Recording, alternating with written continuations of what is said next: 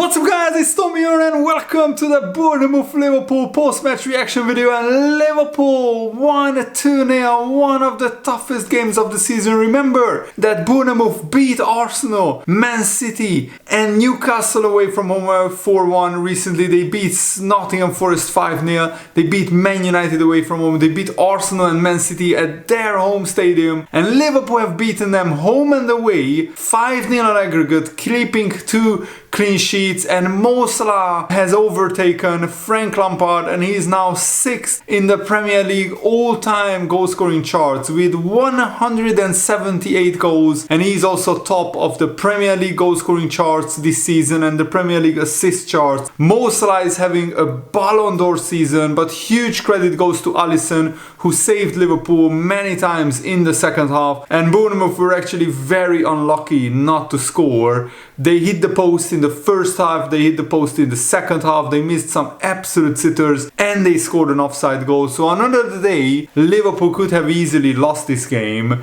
but things are just falling Liverpool's way this season, and at the moment, right now, everything is pointing towards Liverpool winning the Premier League title. Arsenal are 9 points behind Liverpool with now the same amount of games played. Arsenal play Manchester City tomorrow and they have massive pressure on their shoulders, and actually Bournemouth started the game better. But let me know, how do you see the title race unfolding? How did you see this game? Who impressed you, who didn't?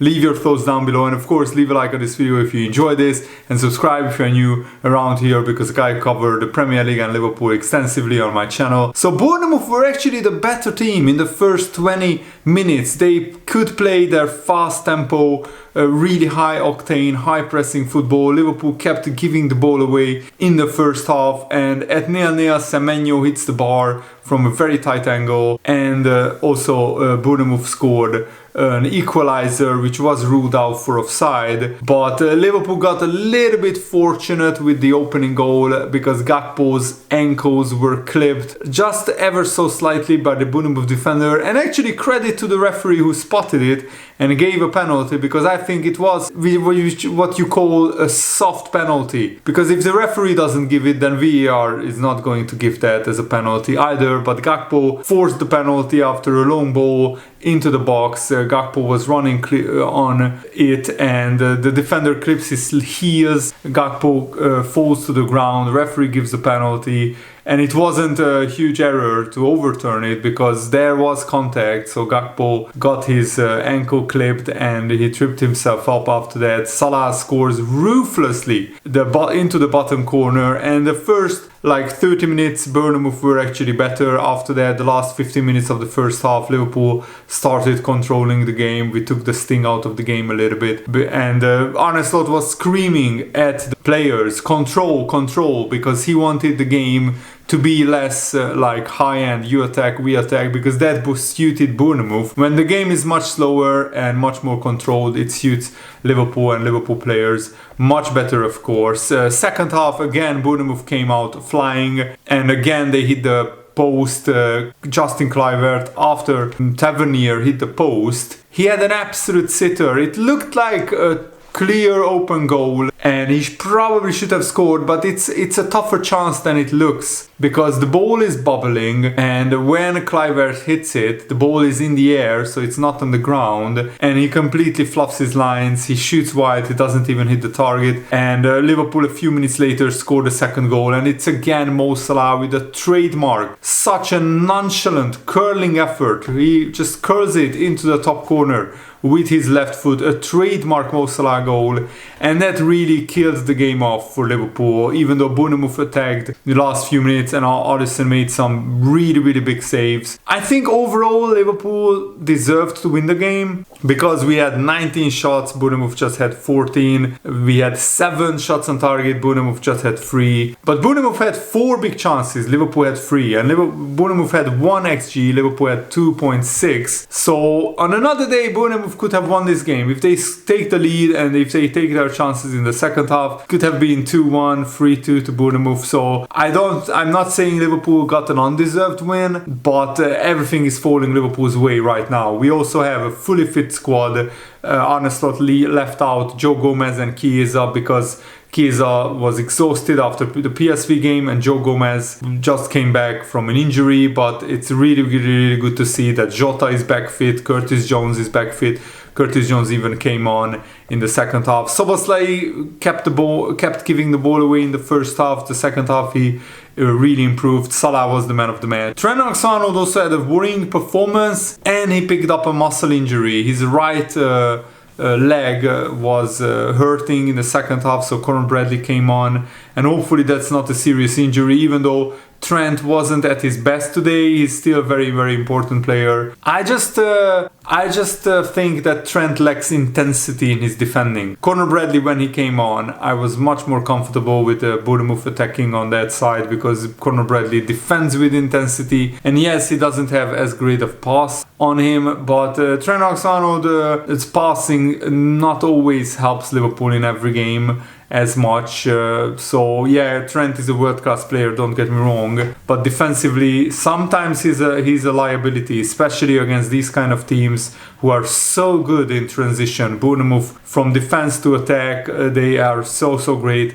Milos Kerkez, I felt, had a good game defending against Mo Salah, and Mo Salah is just world-class. He was again brilliant on his day, and Kerkez couldn't live with him, but overall Kerkez had a good game, and on another day maybe, you know, he could have contributed, but overall I think, you know, Robertson had an okay game. We didn't see him making any big mistakes, which was really good. McAllister and Gravenberch worked tirelessly throughout the game. They both picked up yellow cards in like 4 second half minutes, so McAllister was wisely substituted by Arne Slot. Also, Darwin Núñez, even though he didn't create or score, he was so good when he came on in the second half. He worked tirelessly, he ran back to defend, and he was absolutely brilliant. So the only worry for Liverpool is how long will Trent Alexander-Arnold be out for. But now let's talk about the title race and the league table. So Liverpool now have the most goals scored, the least goals conceded, 35 plus goal difference. We have 56 points from 23 games. Absolutely brilliant. And Arsenal play Man City, who are resurgent. So hopefully Arsenal won't win at home, because then Liverpool's lead could be up to 10 or 11 or 12 points. Of course, Liverpool have the Merseyside derby next, which is going to be a tough game, because Everton have won 3 games in a row. They beat Leicester today 4-0, so that derby will be absolutely crucial. But this game was also crucial, because Bournemouth away is one of the toughest away games in the whole season, because if you look at Bournemouth's results, they have beaten some of the best teams in the country at home. Bournemouth only lost 3 games at home. They collected a lot of points at home, so Bournemouth were also 11 games unbeaten coming into this game. So that's why this result is absolutely massive. Bournemouth scored 9 goals in their previous 2 games in the Premier League against Newcastle and Nottingham Forest. So no bad teams, and yet Liverpool could beat them. The last team to beat Bournemouth, oh my goodness, it was in November the last time Bournemouth lost. It was Brighton at home at Bournemouth Stadium. Brighton was the last team to beat Bournemouth at the end of November. So they didn't lose in the whole of December and in the whole of January. So 2 months unbeaten for Bournemouth, 11 games in all competitions. That's absolutely spectacular. And I think Liverpool took a giant step towards winning the title, because, as I said, this was for one of the toughest games of the Premier League season left. Liverpool still are not home and dry. We still have many tough games left, but this was one of the toughest, ticked off with a clean sheet, a 2-0 win. And Van Dijk said, very good win, clean sheet. It was hard work for both sides. It was going to be tough. Bournemouth are in red hot form. It was always going to be difficult. And we created more good moments, and I think it went a bit how we expected. There are times you could maybe be better, making the right decisions with the ball, but overall, we cannot complain. 2-0 win where too many teams have dropped points recently. Salah also said, the defense is incredible. Alisson knows how good he is for us. We have played 6 or 7 years together, and then 1 or 2 in Rome. He works very hard. I'm happy for him. And yeah, Alisson was absolutely crucial for this victory. He was like a brick wall for Liverpool. And I'm just seeing on Twitter that Soboslai took a selfie with Milos Kerkez at the end of the game. So hopefully that means Milos Kerkez is going to Liverpool in the summer. That would be a dream transfer. He would be so much better than Andy Robertson or Tsimikas. So Trent Alexander-Arnold asked to come off after he felt pain in his right leg, in his muscle. So he will probably miss the Tottenham second leg, but hopefully it's not a serious injury, and hopefully Trent Alexander-Arnold can be back fit very soon. And Salah is having an all-timer Ballon d'Or season. He's scoring and assisting every 63 minutes that he played. He has 42 goal contributions, and we are at the beginning of February.